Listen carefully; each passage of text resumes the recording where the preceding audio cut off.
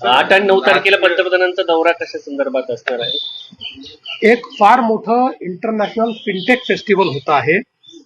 या फिनटेक फेस्टिवलमध्ये जगभरातले जे फिनटेक मधले लोक आहेत ते येणार आहेत आणि त्यामध्ये आपल्या देशाचे माननीय प्रधानमंत्री आणि ब्रिटनचे प्रधानमंत्री असे दोघेही येत आहेत.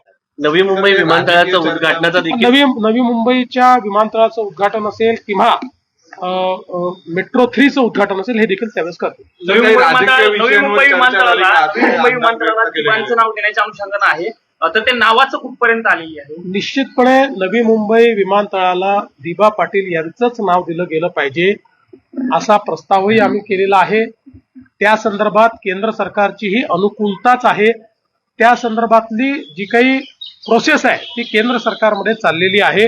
त्यामुळे मला हा विश्वास आहे की नवी मुंबई विमानतळाला आम्ही दिबा पाटलांचं नाव देऊ शकतो.